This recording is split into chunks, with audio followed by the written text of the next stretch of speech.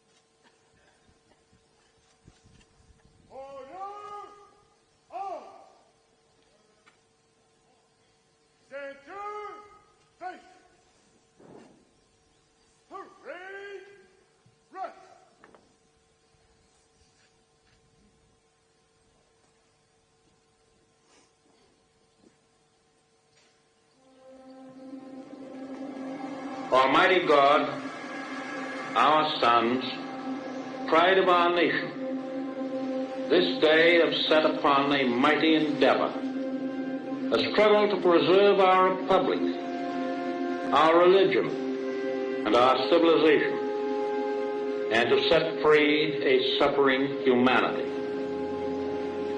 Lead them straight and true. Give strength to their arms, stoutness to their hearts, steadfastness in their faith. June 6, 1944, D-Day. France has been occupied by Nazi Germany for almost 4 years. Some countries have suffered under their sinister yoke even longer. Unfathomable crimes were committed against whole peoples. But the burdens of nations can only be lifted by the efforts of individuals.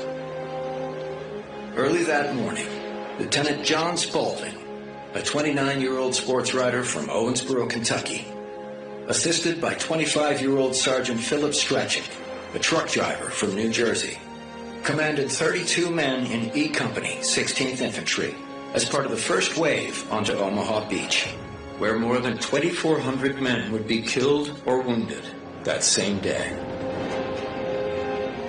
Navigating rough waters, they took on machine gun, mortar, and artillery fire, but were able to make it out of the water and across the beach, bypassing a German machine gun emplacement 100 yards to their left that was mercilessly cutting down men from F Company. Their radio not working and cut off from the rest of E Company, Lieutenant Spaulding and Sergeant Strachik led their platoon to the base of the bluff behind the cover of a demolished building. Pinned down by gunners from above, they took stock of their situation.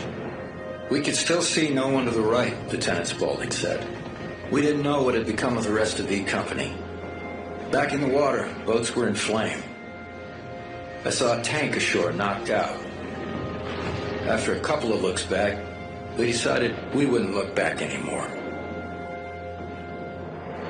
Taking relentless fire from above, avoiding landmines underfoot, Lieutenant Spaulding, Sergeant Strachik, and their men pushed upward. They reached the top and overran the machine gun nest, opening a path for the men below to follow. Fighting onward, they continued along the bluff, attacking enemy fortifications from the rear, clearing trenches and pillboxes, and taking prisoners. Lieutenant Spaulding, Sergeant Strachik, and the rest of their platoon secured a pathway for the thousands of men bottled up on the beach behind them. The advance could now continue. But military prowess and tactical skill like this were only part of what propelled America's sons to the top of that bluff and beyond. There was something more. In the words of General Dwight D. Eisenhower, Supreme Allied Commander, they had embarked on a great crusade, and the hope and prayers of liberty-loving people everywhere marched with them. That great crusade would eventually free the tyrannized peoples of Europe and help save the world as we know it. And it all began right here on June 6th, 1944.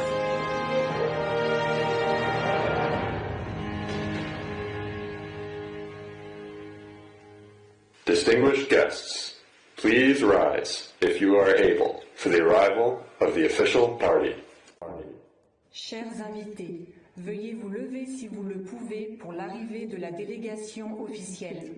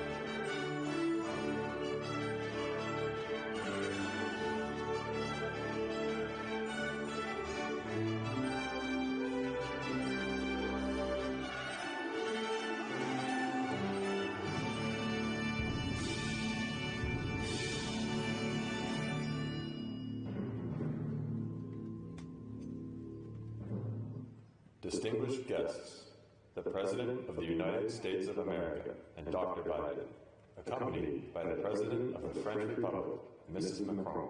Chers invités, le président des États-Unis d'Amérique et la Dr Biden, accompagnés du président de la République française et de Madame Macron.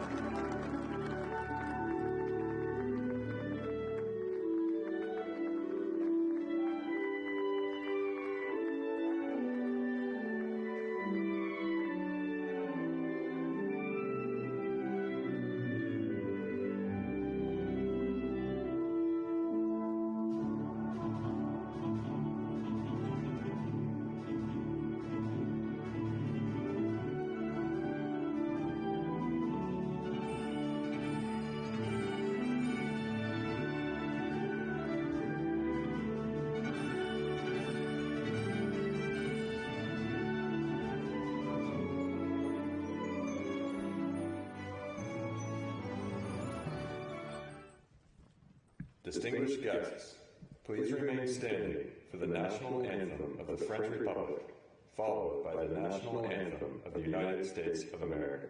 Chers invités, veuillez rester debout pour l'hymne national de la République française, suivi de l'hymne national des États-Unis d'Amérique.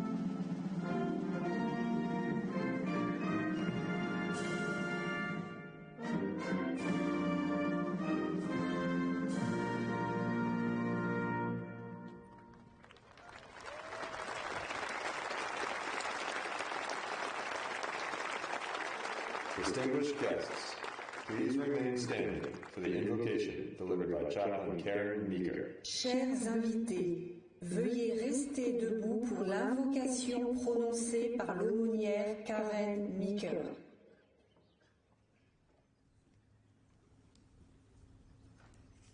Let us bow our heads in humble reverence and solemn remembrance.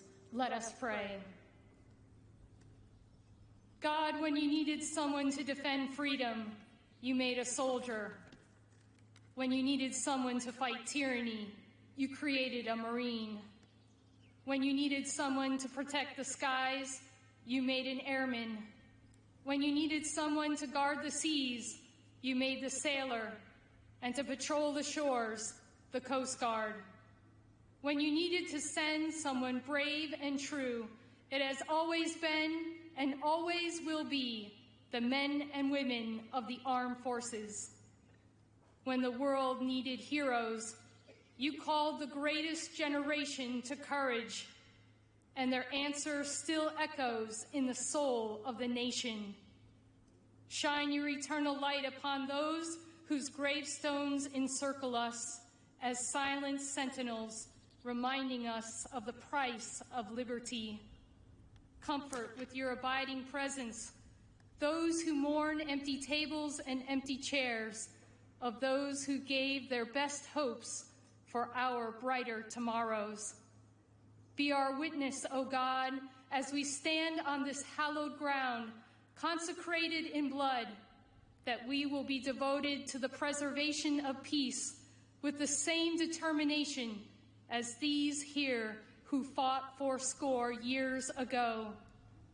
As storm clouds gather on the horizon once again, rise up, O God, the next greatest generation, to meet every challenge with an unbreakable resolve to do what is right and good in your sight, not counting the cost, but weighing the unfinished work of freedom, a vision where all people can pursue the life to which you have created them.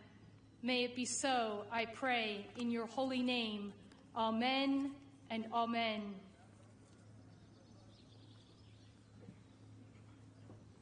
Distinguished guests, please take your seats. Chers invités, veuillez prendre place. Please welcome the Secretary of the American Battle Monuments Commission, Charles K. DeJew. Veuillez accueillir le secrétaire de la Commission américaine des monuments de guerre, Charles K. DeJew.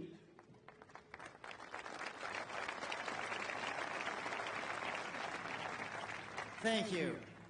President and First Lady Biden, President and Madame Macron, ladies and gentlemen, welcome to the American Battle Monuments Commission, Normandy American Cemetery. Bonjour à tous et bienvenue. D-Day is the hinge of history. It is here we reflect the very best of America's values. When America sends its young, its brave, its finest, we do not send them to fight for a king or a crown.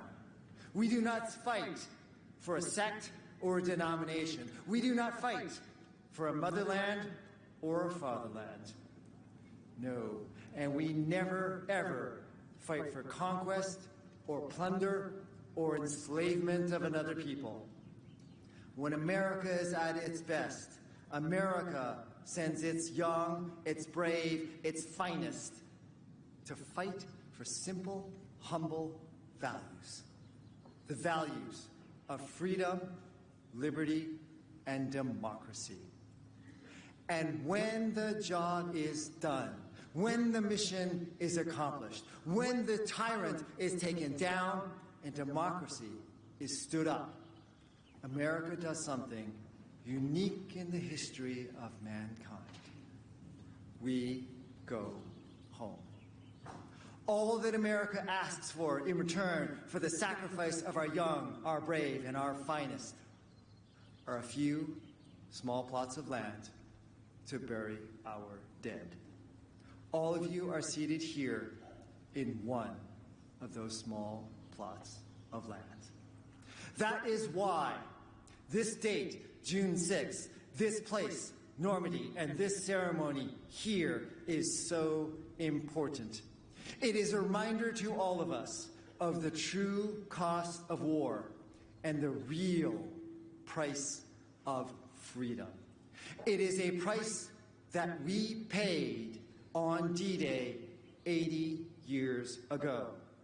It is a price that we remind all authoritarian dictators today that if necessary, we will pay that price again to ensure the success of freedom. And that is ultimately why France knows, the United States knows, and we know. La France connaît, et les États-Unis connaissent, et nous connaissons that the world's most powerful weapon system is not a T-72 manned by mercenaries. It is not a Fujian aircraft carrier patrolling artificial islands. It is not a suicide terrorist killing and slaughtering innocents. No. The world's most powerful weapon system was, is, and shall forever be a free people willing to fight for freedom. Ladies and gentlemen, thank you for coming here. Thank you for remembering here. Thank you for renewing your faith in freedom. Je vous dis merci beaucoup. May God bless each and every one of you, France and the United States of America.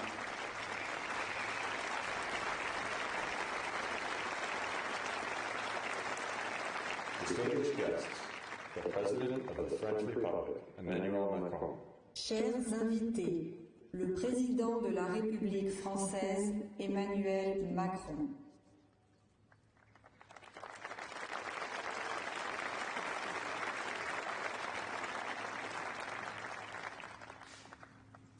Monsieur le Président des États-Unis, cher Joe Biden, Madame la Première Dame, Dr. Jill Biden, Mesdames et Messieurs, en vos grades et qualités, Messieurs les combattants du débarquement, chers vétérans, Mesdames et Messieurs,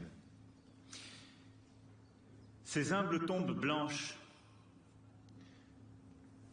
qui sont juste là, à portée de main derrière vous, sont un des lieux les plus émouvants de France. On y sent vibrer l'histoire, l'héroïsme des morts et celui des vivants. On y lit la grandeur d'un peuple prêt à mourir sur un sol qui n'est pas le sien, pour une cause qui est la sienne. Il est un sanctuaire où se transmet comme un flambeau la mémoire inlassable du jour J. Car ici est le lien séculaire entre nos deux nations, nos deux républiques qui se renouvellent et s'affermissent. Un lien de sang versé pour la liberté. Ce lieu comme cette cérémonie disent notre dette à l'égard de ceux qui sont tombés, comme de ceux qui ont survécu. Et vous voilà, aujourd'hui, à nos côtés. À l'été 1944, vous aviez 20 ans à peine, parfois moins. Vous aviez une famille, des amis, une fiancée, une femme, parfois des enfants. Vous aviez des rêves, des projets, un avenir. Et vous avez tout quitté, franchi l'océan et débarqué sur les côtes de France il y a 8 décennies de cela. Vous avez tout quitté et pris tous les risques pour notre indépendance, pour notre liberté. Cela, nous ne l'oublions pas. Merci.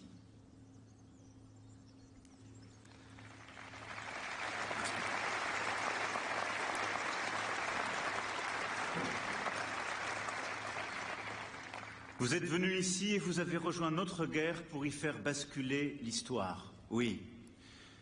Vous êtes venus ici, Mr. Hilbert Margol, débarqué à Marseille en janvier 1945, remontant l'Europe de la Provence à la Pologne, jusqu'à ce jour dramatique où, avec votre frère jumeau Howard, vous avez découvert les charniers de Dachau. Vous êtes venu ici, Mr. John Wardle, fantassin auquel votre courage a valu une blessure à Hürtgenwald, en Allemagne, en pleine bataille. Vous êtes venu ici, Mr. Robert Pedigo, pour combattre avec votre escadrille de Saint-Laurent à l'Allemagne. Vous êtes venu ici, Monsieur Calvin Scheiner, qui avait participé à l'opération Dragoon depuis le sud de la France et passé les derniers mois de guerre à réparer nos hôpitaux, nos voies ferrées, nos routes. Vous êtes venu ici, Monsieur Edward Berthold, devenu avec vos 35 missions de combat un véritable fléau des nazis, dont vous bombardiez inlassablement les centres névralgiques, tout comme Edwin Cottrell, pour qui j'ai une pensée aujourd'hui et qui aurait dû être des vôtres. Vous êtes venu ici, Monsieur Dominic Cretelli, pour libérer le continent où vous étiez né. Et vous, Mr. Bill Casassa, avec cette force d'âme exceptionnelle qui vous a permis de tenir 171 jours de combat continu face à l'ennemi. Vous êtes venu, Mr. Victor Chaney, débarqué en juillet sur la plage d'Utah Beach pour libérer la Normandie, puis Angers, puis Reims. Vous êtes venu ici, Mr. Raymond Glansberg, vous, l'enfant du Bronx, combattant le long de la Moselle et des Vosges, et vous, Mr. Richard Stewart, pour faire passer nos messages à travers les frontières de la France, la Belgique, l'Allemagne. Vous êtes venu ici, Mr. John Kenyon, qui avait vécu la Normandie, la libération de Paris, le Maroc, évacuant nos blessés, transportant nos hommes et notre matériel. Vous êtes venus ici. Le monde libre avait besoin de chacun de vous, et vous avez répondu présent, comme vos frères d'armes, encore vivants, comme vos frères d'armes, alors tombés. Here you came to join your efforts with our own soldiers and to make France a free nation. And you are back here today, at home, if I may say.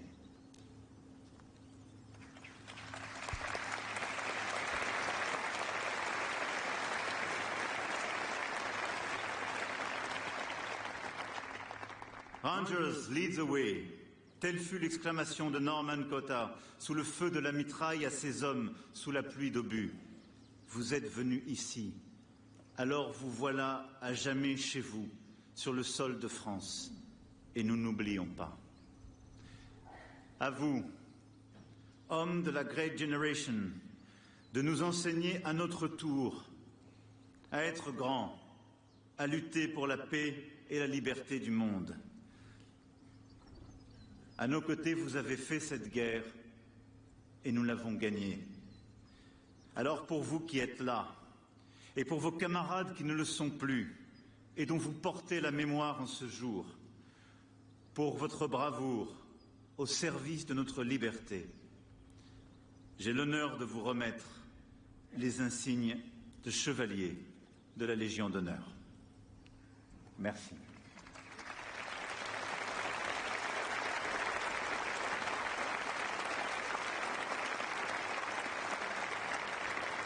Distinguished guests, the President of the French Republic, Emmanuel Macron, will now present the National Order of the Legion of Honor. Established in 1802 by Napoleon Bonaparte, the Legion of Honor is France's highest decoration and recognizes eminent services to the French Republic.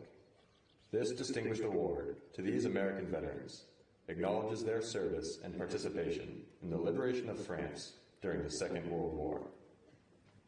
Chers invités, le président de la République française, Emmanuel Macron, va maintenant présenter l'Ordre national de la Légion d'honneur.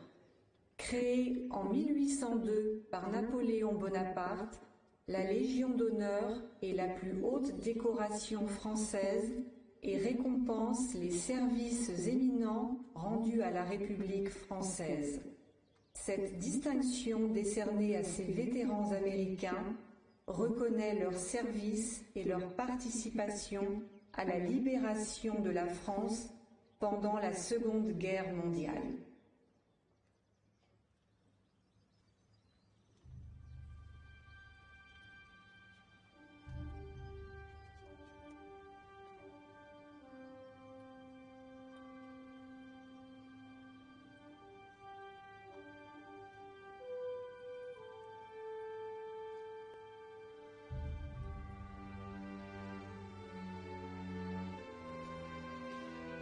Monsieur Hilbert Margol, au nom de la République française, nous vous faisons chevalier de la Légion d'honneur.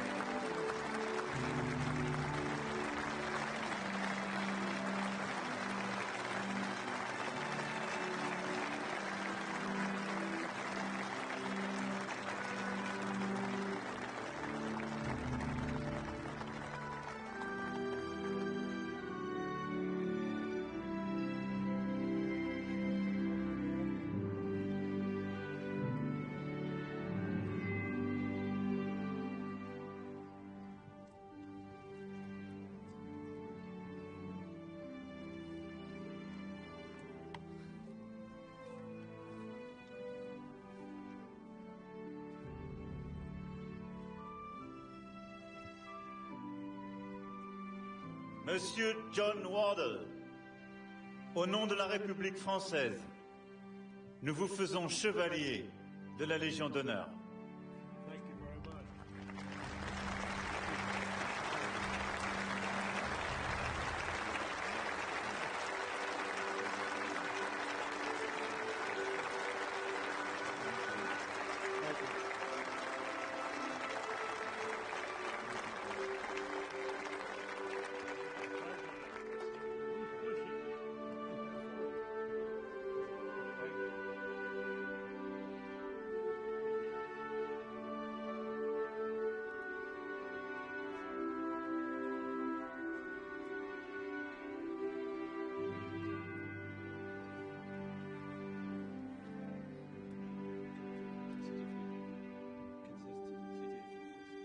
He wants to say it. He wants to stand.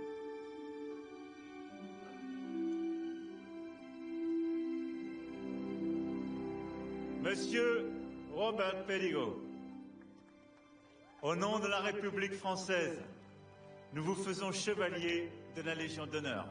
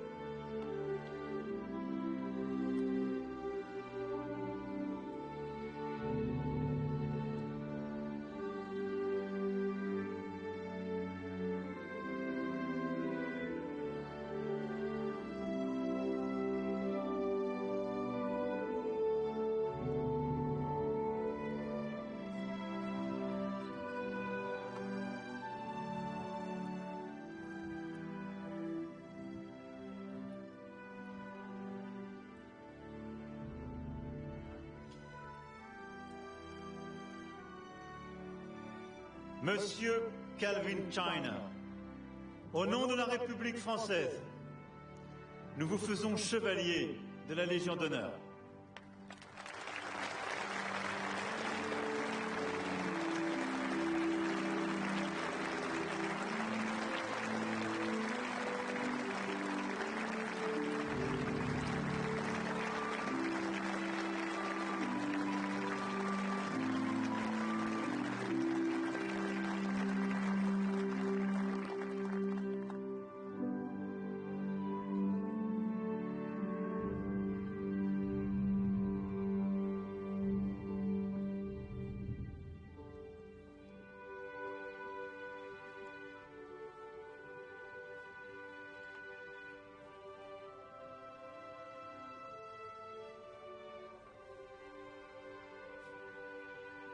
Monsieur Edward Berthold, au nom de la République française, nous vous faisons chevalier de la Légion d'honneur.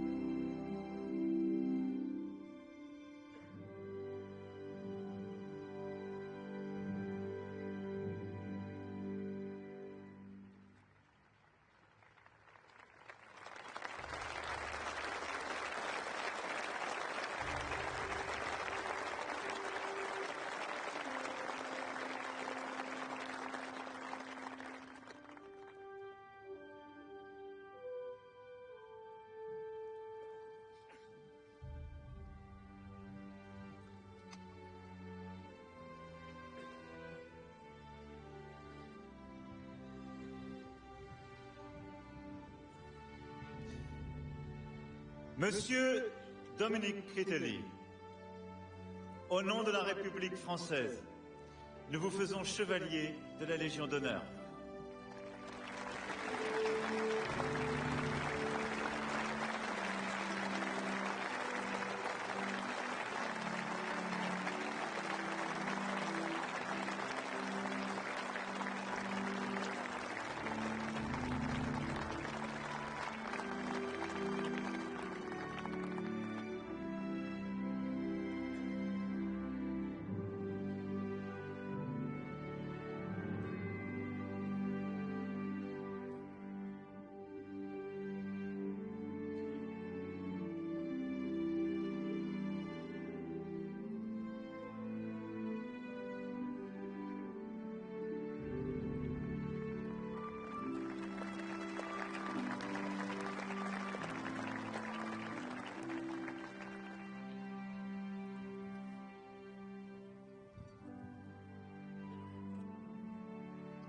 Monsieur Bill Cassasa, au nom de la République française, nous vous faisons chevalier de la Légion d'honneur.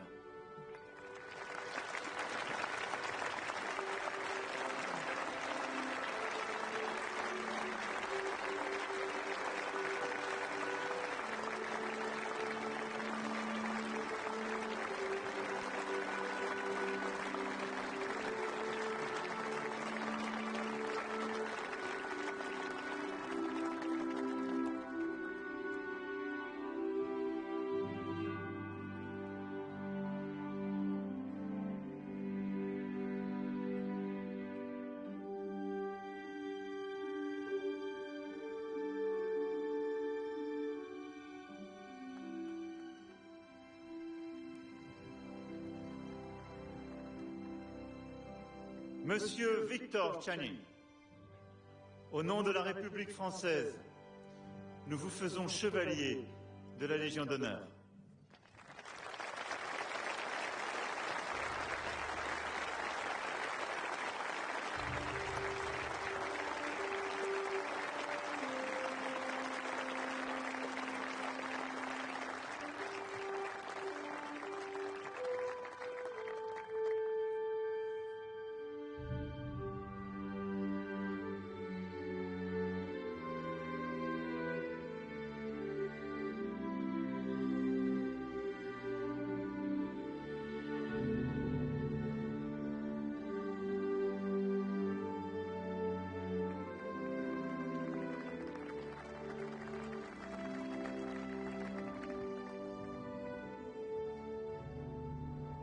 Monsieur Raymond Glanzberg, au nom de la République française, nous vous faisons chevalier de la Légion d'honneur.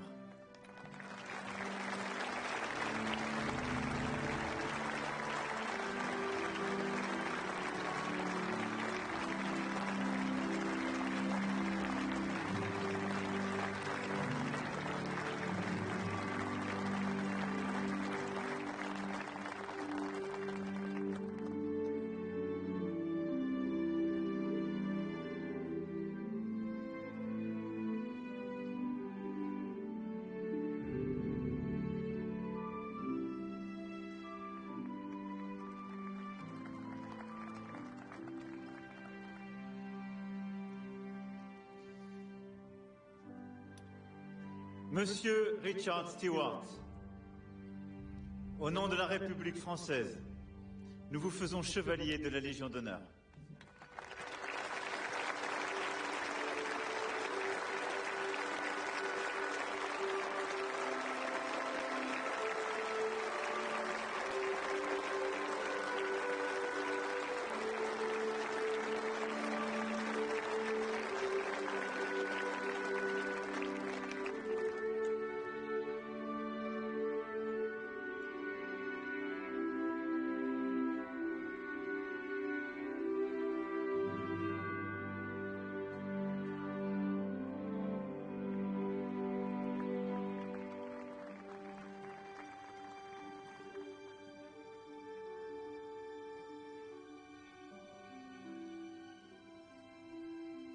Monsieur John Kenyon, au nom de la République française, nous vous faisons chevalier de la Légion d'honneur.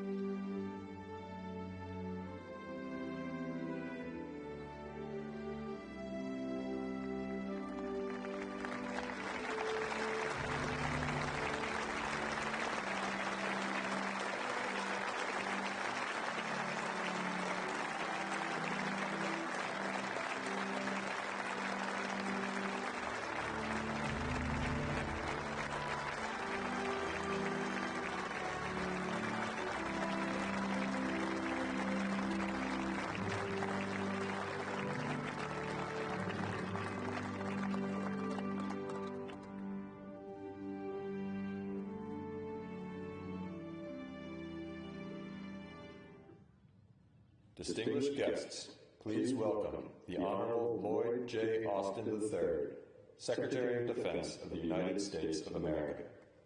Chers invités, veuillez accueillir l'honorable Lloyd J. Austin, troisième du nom, secrétaire à la Défense des États-Unis d'Amérique. President Biden, Dr. Biden, President Macron, Mrs. Macron, distinguished guests, ladies and gentlemen, and above all, the veterans of World War II. I am honored to stand again at this hallowed place. We bow our heads to remember the more than 9,000 U.S. and Allied soldiers killed or wounded on D-Day by Hitler's forces. On behalf of the United States Department of Defense, I am here to give thanks, inadequate as that word may be. 80 years later, we thank the young Americans who took the beaches, who helped liberate France, and who helped free this continent from Nazi tyranny. We thank every Allied warrior who fought for freedom on June 6, 1944. And we thank the American and Allied veterans who have rallied once more on the shores of Normandy. Victors of D-Day, we are humbled by your presence. The young Americans who fought through the clamor and the chaos on D-Day have grown old or left us. And whenever a veteran of D-Day is gathered to his maker, in the fullness of time, after a long life lived in freedom, he wins a final victory over Hitler. You helped defeat what Churchill called a monstrous tyranny never surpassed in the dark, lamentable catalog of human crime. And you laid the foundation for a more just, free, and decent world. Together with our allies, we built peace out of war, a hard-headed peace, a peace renewed by constant commitment, a peace forged by the generation that won the bloodiest war in human history. And so our gratitude must never fade. Our memories must never dim, and our resolve must never fail. We still seek a world where aggression is a sin, and where human rights are sacred, and where all people can live in freedom. And so we must rally again to defend the open, post-war world of rules, rights, and responsibilities. Those rules protect us. Those rights define us. And those responsibilities summon us once more. At this hinge in history, we must again stand firm against aggression and tyranny. And as I said here last year, if the troops of the world's democracies could risk their lives for freedom then, surely the citizens of the world's democracy can risk our comfort for freedom now. So let us again uphold the spirit of D-Day. Let us again defend the principles that the Allied armies carried. And let us again thank the heroes of D-Day who kept freedom alive for us all. You saved the world.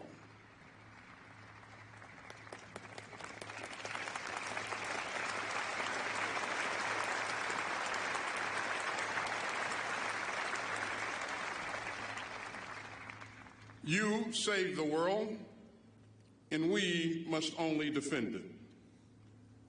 Gentlemen, we salute you.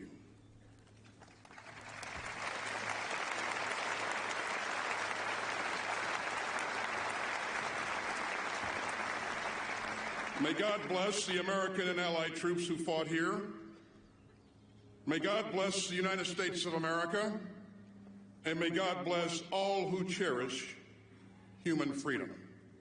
Thank you.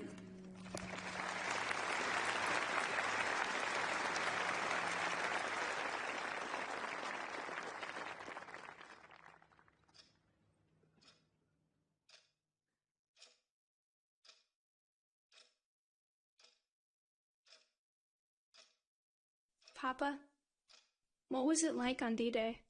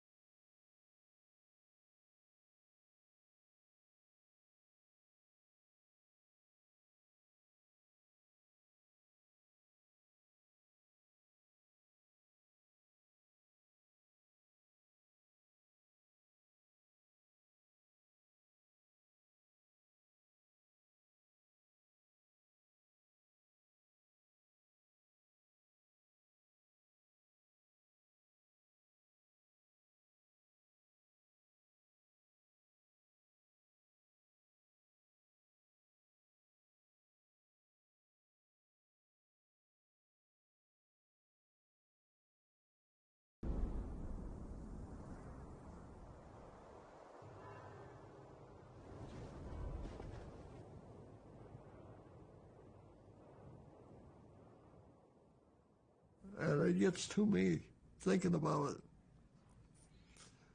But as I look over those crosses, I see people standing up and waving. I have to go back because there's something there that draws you back. I have a very close friend that I knew by the name of Edward Milosevic. He had received a very bad stomach wound, and I could not even bandage it properly. We said goodbye to each other wherever. He's laying here on the cemetery here in Colville. I think of the many men here that paid the ultimate price for the freedom of Europe. Young people want to know and need to know. Everybody I saw that I was glad to fight alongside them, they were willing to stand up. And not all of them came back. And they all have a story to tell. And it's our responsibility to tell those stories. People will not be forgotten as long as we keep talking about them.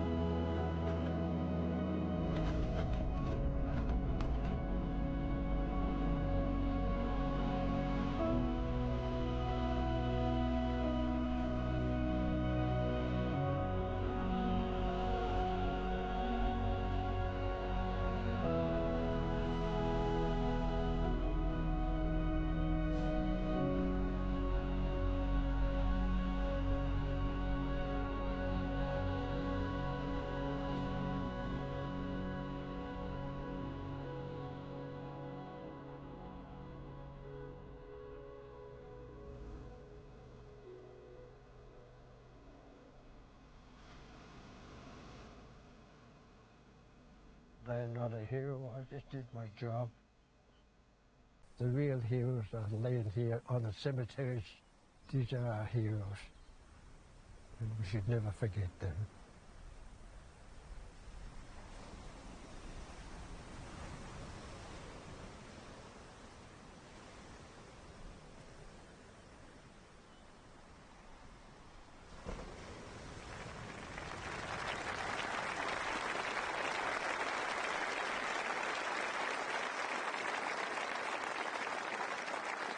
Distinguished guests, the 46th President of the United States of America, Joseph R. Biden, Jr.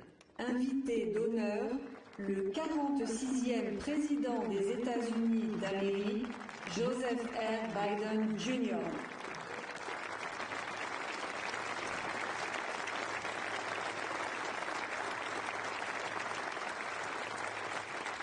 The hour had nearly come. Monday, June 5th, 1944. The evil of Hitler's Third Reich was devastating the world. Nazi Germany had subjugated the once free nations of Europe through brute force, lies, and twisted ideology of racial superiority. Millions of Jews murdered in the Holocaust. Millions of others killed by bombs, bullets, bloody warfare. Hitler and those with him thought democracies were weak, that the future belonged to dictators. Here, on the coast of Normandy, the battle between freedom and tyranny would be joined. Here, on that June morning, the testing was at hand. President Macron, Mrs. Macron, Secretary Austin, Secretary Blinken, distinguished guests, most of all, our honored veterans who met that test at the ages, the test of ages to that moment, 80 years ago today.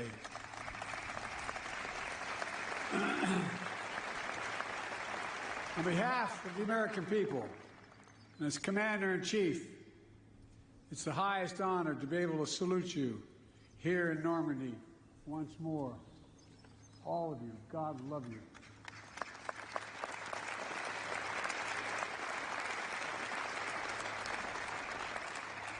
Winston Churchill called what happened here, quote, the greatest, most complicated operation ever, end of quote. After years of planning, Operation Overlord was ready to launch just as soon as the weather turned. Across the choppy English Channel, the Supreme Commander of the Allies, Dwight D. Eisenhower, waited. The largest force ever of its kind, built by 12 nations. Men, guns, planes, naval craft of every description waited.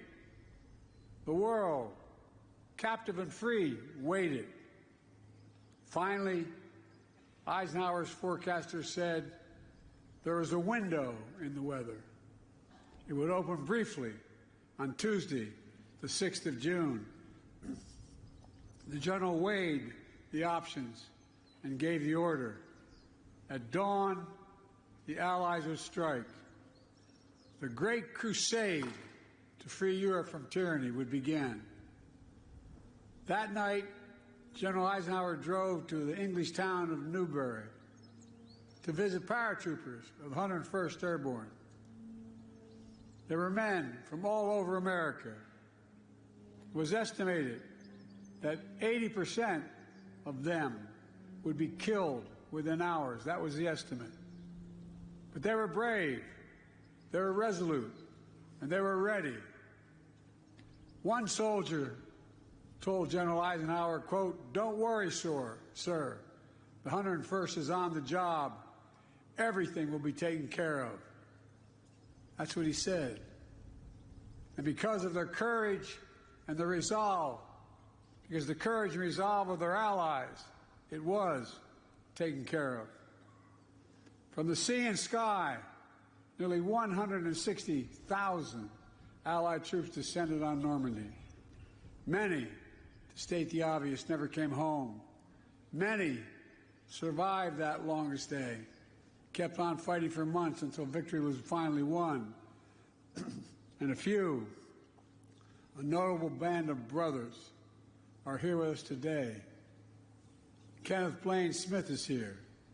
On that day, under heavy artillery fire, he operated a rangefinder and radar on the first American ship to arrive at Normandy's coast, providing direct gunfire support for the Rangers scaling the cliffs of Pointe du Hoc on their daring mission to take out the German batteries. Bob Gibson is here. He landed on Utah Beach about 10 hours after the invasion began. Bullets flying everywhere, tracers lighting up the sky. Bob drove an M4 tractor with anti-aircraft gun mounted on top, providing critical protection for the infantry against the German Air Force. On that day, and for many days after, he continued. Ben Miller is here, a medic with the 82nd Airborne. At 3 a.m. on June 6th, he and 13 other medics flew over the channel in a rickety glider. Its wings were ripped off by giant poles that the Germans buried halfway in the ground to stop them from landing. They crashed, but they survived. And they did their duty, dragging injured soldiers to safety, treating wounds, saving lives while the battle raged.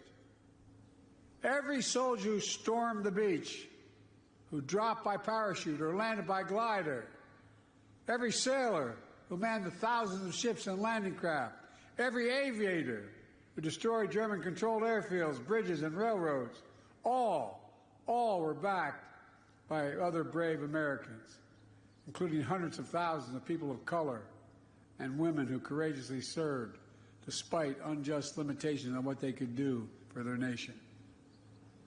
Lewis Brown is here, part of the Red Ball Express, a truck convoy made up of mostly African-American drivers. They landed in Normandy in the wake of D-Day. They rushed supplies to the rapidly advancing front lines. Woody Woodhouse is here, members of the legendary Tuskegee Airmen, who flew over 15,000 sorties during the war. Marjorie Stone is here, She enlisted in the women's branch of the Naval Reserve, became an aircraft mechanic, spent the war keeping American planes and pilots in the air. Theirs has always been the story of America. Just walk the rows of this cemetery as I have. Nearly 10,000 heroes buried side by side, officers and enlisted, immigrants and native-born, different races, different faiths, but all Americans. All served with honor when America and the world needed them most. Millions back home did their part as well. From coast to coast, Americans found countless ways to pitch in. They understood our democracy is only as strong as all of us make it together. The men who fought here became heroes, not because they were the strongest or toughest or most fiercest, although they were, but because they were given an audacious mission, knowing, every one of them knew, the probability of dying was real. But they did it anyway.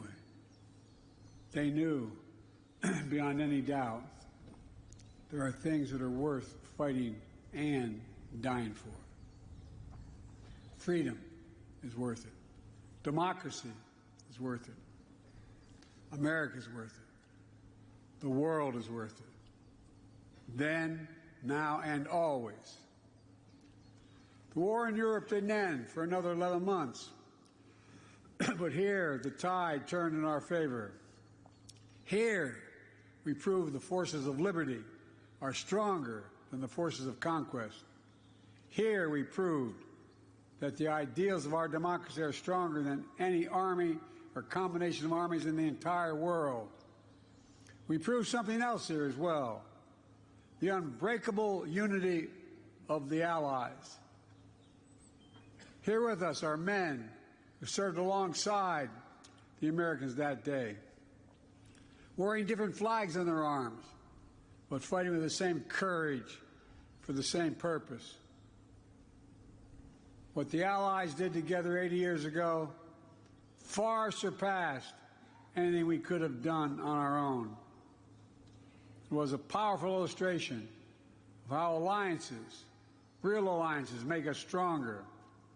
A lesson that I pray we Americans never forget. Together we won the war. We rebuilt Europe, including our former enemies. It was an investment in what became shared and a prosperous future. We established NATO, the greatest military alliance in the history of the world. And over time, you got it, it is. And over time, we brought more nations into NATO, the NATO alliance, including the newest members, Finland and Sweden.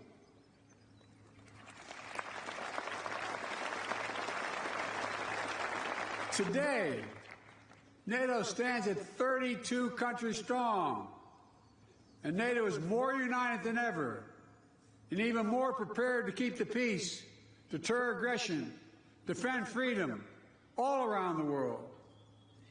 America has invested in our alliances and forged new ones, not simply out of altruism, but out of our own self-interest as well. America's unique ability to bring countries together is an undeniable source of our strength and our power. Isolationism was not the answer 80 years ago, and is not the answer today.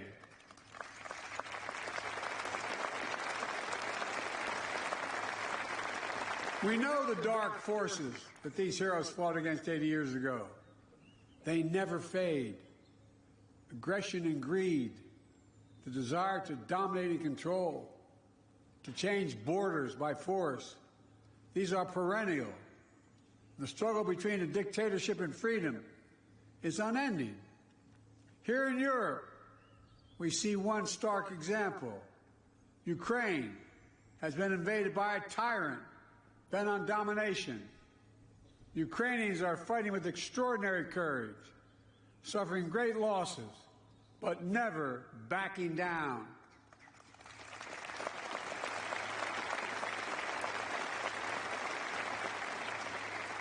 They've been inflicted on the Russian aggressors. They've suffered tremendous losses in Russia.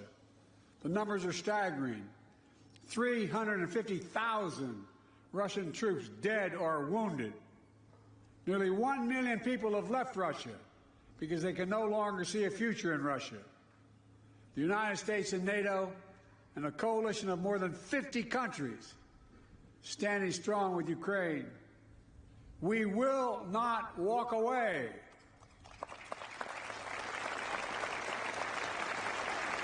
Because if we do, Ukraine will be subjugated, and it will not end there. Ukraine's neighbors will be threatened. All of Europe will be threatened. And make no mistake, the autocrats of the world are watching closely to see what happens in Ukraine, to see if we let this illegal aggression go unchecked.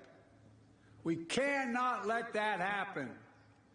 To surrender to bullies, to bow down to dictators, is simply unthinkable.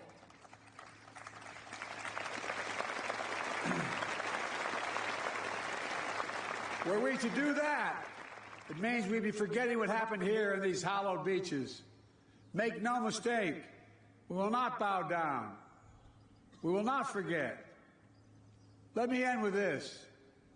History tells us freedom is not free. If you want to know the price of freedom, come here to Normandy. Come to Normandy and look. Go to the other cemeteries in Europe where our fallen heroes rest. Go back home to Arlington Cemetery. Tomorrow, I will pay respects at Pointe du Hoc. Go there as well and remember, the price of unchecked tyranny is the blood of the young and the brave. In their generation, in their hour of trial, the Allied forces of D-Day did their duty. Now the question for us is, in our hour of trial, will we do ours? We're living in a time when democracy is more at risk across the world than any point since the end of World War II, since these beaches were stormed in 1944. Now we have to ask ourselves, will we stand against tyranny, against evil, against crushing brutality of the iron fist? Will we stand for freedom? Will we defend democracy? Will we stand together? My answer is yes, and only can be yes.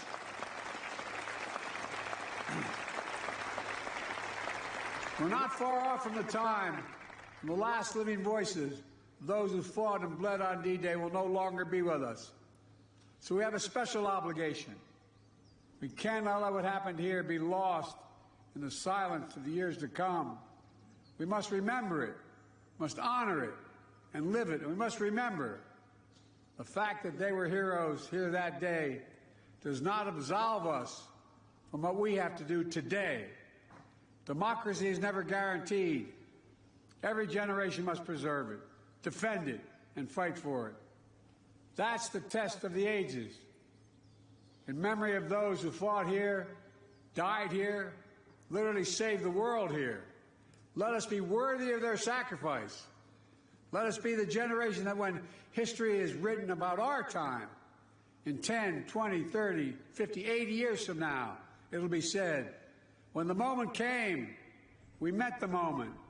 We stood strong. Our alliances were made stronger. We saved democracy in our time as well. Thank you very much, and may God bless you all. May God protect our troops. Thank you.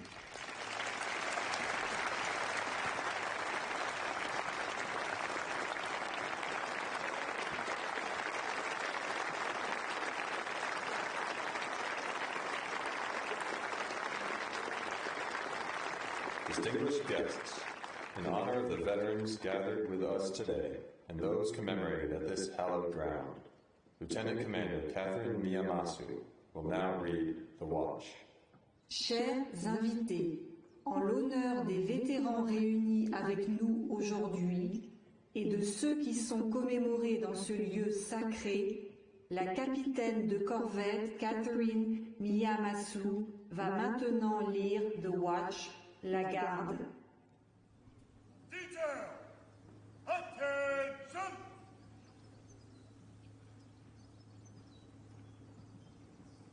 Center! Face! When a sailor retires, it is traditional that a younger service member read the watch. Today, we want to read the watch for all World War II veterans here today, both behind us and all around us. 80 years ago, these sailors stood the watch. While some of us were in our bunks at night, these soldiers stood the watch. While some of us were in school learning our trade, Marines, airmen, and coasties stood the watch. Yes, even before some of us were born into this world. The men behind me and their brothers and sisters who lay before me stood the watch. In those years, when the storm clouds of war were seen brewing on the horizon of history, they stood the watch. Many times, they would cast an eye ashore and see family standing there, needing guidance and help, needing that hand to hold in those hard times. But still, they stood the watch. They stood the watch 80 years ago. They stood the watch so that we, our families, and our fellow countrymen and women can sleep soundly in safety each and every night, knowing that these veterans stood the watch. Today, we are here to say, World War II veterans, the watch stands relieved. Relieved by those you have trained, guided, and led. American World War II veterans, you stand relieved. We have the watch. Freeze, sir! All!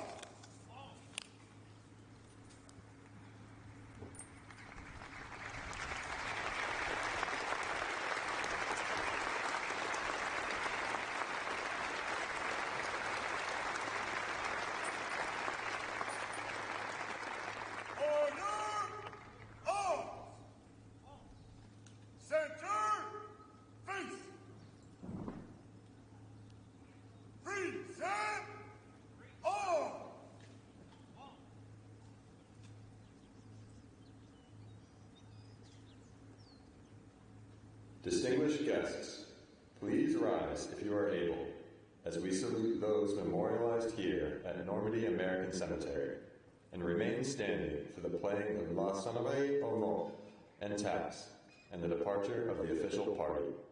Chers invités, veuillez vous lever si vous le pouvez pour saluer ceux qui sont commémorés ici au cimetière américain de Normandie et rester debout pour l'interprétation de la sonnerie aux morts et de Taps et pour le départ de la délégation officielle.